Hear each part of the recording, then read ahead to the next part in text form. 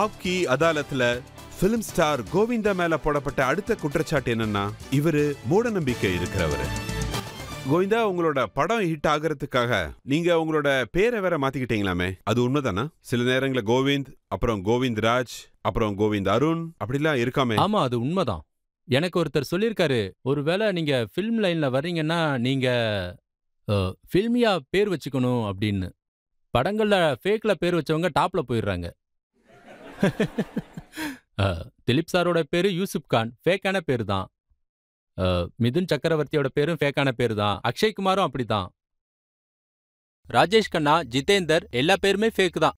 தர்மேந்தாவும் பொய்யான பேர் தான், கோவிந்தாவும் பொய்யான பேர் தான். கோவிந்த்.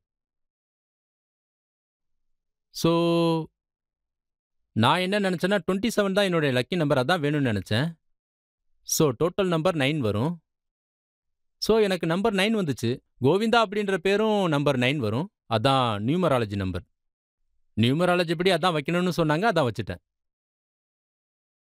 கோவிந்தான்னு பேர் வந்துச்சு, செட் ஆயிருச்சு. முதல்ல எல்லாரும் என்ன ரொம்ப யோசிக்கிற அது இதுன்னு சொன்னாங்க. அதுக்கப்புறம் ஹிட் ஆனதும் பரவாயில்லையப்பா கோவிந்தா, சாதிச்சுட்ட. ஃபில்ம் லைன்ல இப்படிதான் நடக்கும். நிறைய பேர் என்னை பத்தி நிறைய சொல்லியிருக்காங்க.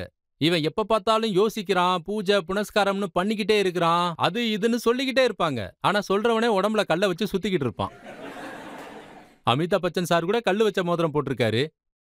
அதுல யாருக்காவது பிரச்சனை இருக்கா? இல்லையே. பயப்படுறாங்க எல்லாரும். சஞ்சய் தத்தும் போட்டிருக்காரு, கேக்குறீங்களா? இல்ல, சல்மான் பாய் கூட அப்படிதான், அவரும் இதே மாதிரி தான். இன்னொரு ஸ்டோரியும் சொல்றாங்க, ஒருவேளை கோவிந்தா 3 பேரை சந்திக்க கூப்பிடுறாருன்னா, ஒருவேளை 4ஆவதா ஒருத்தர் வந்தா நீங்க பின்னாடி கதவு வழியா ஓடிடுவீங்களாமே. இல்ல, அப்படி இல்ல. ஒண்ணு மட்டும் நல்லா புரிஞ்சுக்கங்க. 3 பேர் பார்க்க வராங்கன்னு சொல்லிட்டு 4ஆவது ஆளுக்கு எப்படி சாப்பாடு போடுறது?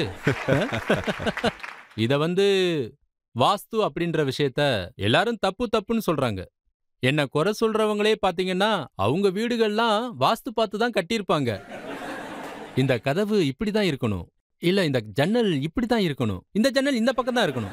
அட என்னப்பா இது, நீங்க மட்டும் இந்த மாதிரி எல்லாம் பண்ணிக்கலாம், ஆனா கோவிந்தா பண்ணிக்கிட்டா மட்டும் அது தப்பா?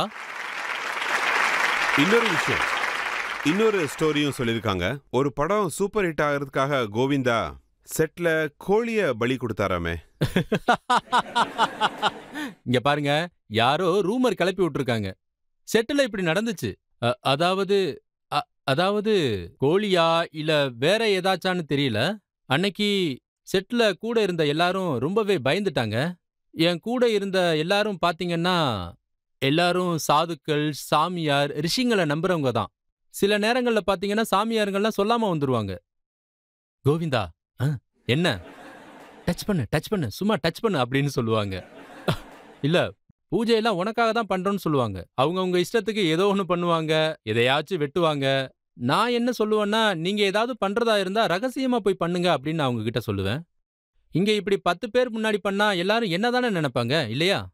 ஒன்னு ஃப்ரேம்காக வந்திருக்கீங்க, இல்ல என்ன மாட்டி விட வந்திருக்கீங்க. அதனால இதெல்லாம் எல்லாம் பிளானிங் படி தான் நடக்குது. கோழியை யார் கொண்டு வந்தாங்க? இவ்வளவு வருஷத்துக்கு அப்புறம் கோழியை யார் கொண்டு வந்தாங்கன்னு கேட்டா நான் என்ன சார் பதில் சொல்றது?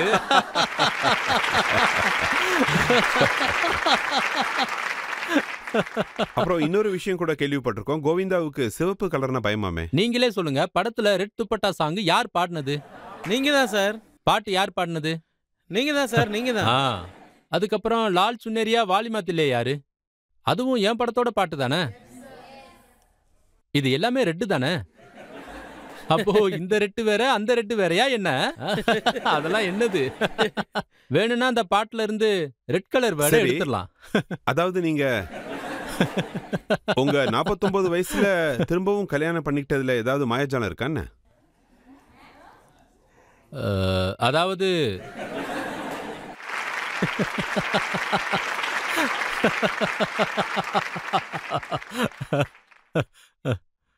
சுனிதாவோட சொந்தக்காரங்க யாரோ இங்க உட்காந்துட்டு இருக்காங்கன்னு நினைக்கிறேன்.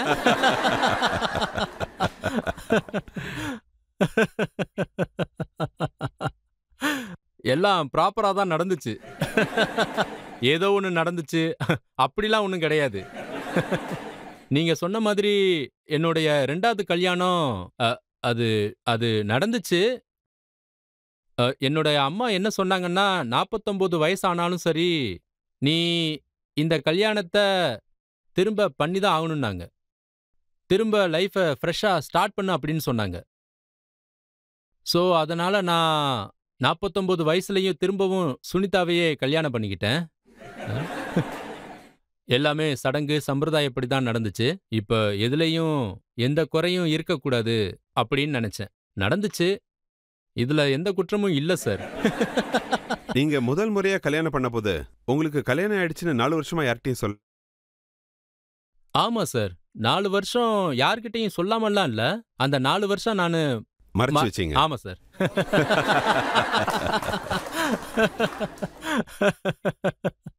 அந்த டைம்ல எனக்கு படங்களே கிடைக்கல. கல்யாணம் ஆனா படங்களே கிடைக்காதுல்ல. கல்யாணம் ஆயிட்டா பொண்ணுங்க விழமாட்டாங்க.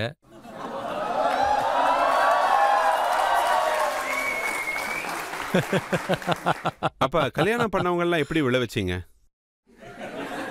இத சொல்லியே ஆகணும். அதாவது அவ தான் என்ன முதல்ல விழ வச்சா.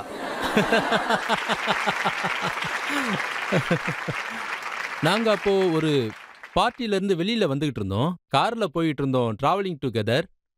அப்போ என் கை அவங்க மேல பட்டுச்சு. அவங்க எடுக்கவே இல்ல. அப்போ நானும் அப்படியே வச்சுட்டே இருந்தேன்.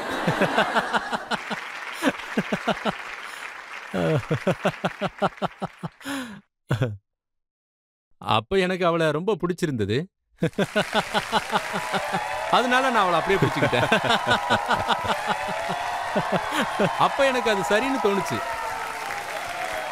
பரவாயில்லையே, நல்லா இருக்குன்னு தோணுச்சு. அவ ரொம்ப அழகா இருந்தா. இது வரைக்கும் ரொமான்ஸ் நடந்ததே இல்ல. ஹீரோயின்கள் கூடலாம் நடுங்கிட்டு இருந்தேன். சரி, நல்லதா போச்சுன்னு நினைச்சேன். அதுக்கப்புறம் கைய பிடிச்சதுனால அவளையே காதலிச்சு கல்யாணமும் பண்ணிக்கிட்டேன். நீங்க எல்லா முடிவுகளையும் யோசிச்சு ஜோசியம் பார்த்து நியூமராலஜி பார்த்து எடுக்கிறீங்க. நீங்க அரசியல்ல போகணும்னு சொன்னதும் ஜோசியர் தான் சொன்னாரா? சார், இந்த முடிவு என்னோடது இல்ல.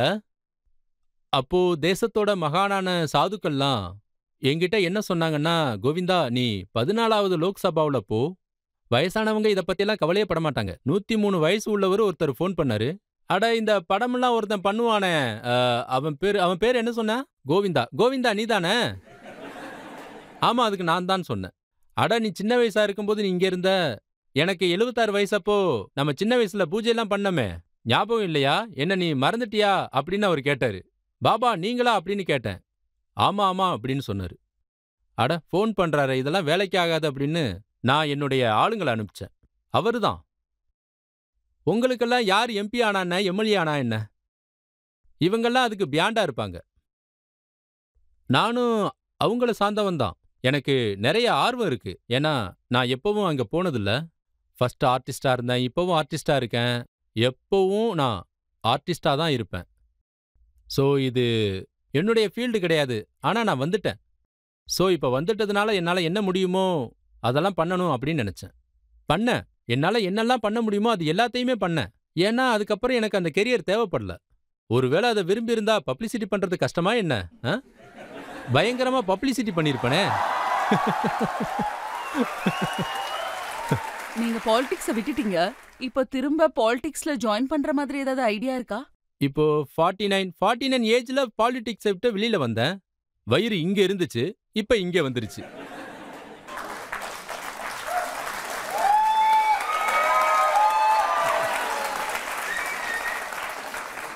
நான் பாலிடிக்ஸ்ல இப்படி இப்படி இப்படிலாம் பண்ணிக்கிட்டு என்னோட பல்லு இப்படி ஆயிருச்சு. இப்ப உண்மையை சொல்ல போனா இப்ப எல்லாமே கரெக்ட் ஆயிருச்சு. இந்த ஹேர் ஸ்டைல்லாம் இப்போ ரொம்ப கிளீன் ஆயிருச்சு. நான் என்ன நினைக்கிறேன்னா 49ல இவன் எப்படி இப்படி ஆனா? நான் ப்ராமிஸ் பண்ணிட்டு போறேன் பாருங்க. இப்படி அதாவது ரொம்ப கம்மி பண்ணிட்டேனா என்ன? அதாவது உங்க பாடி அப்புறம் பர்சனாலிட்டி உங்களுக்கு தோணுச்சுன்னா அது மாதிரி வேணும்னா நீங்க என்டர் ஆகலாம்.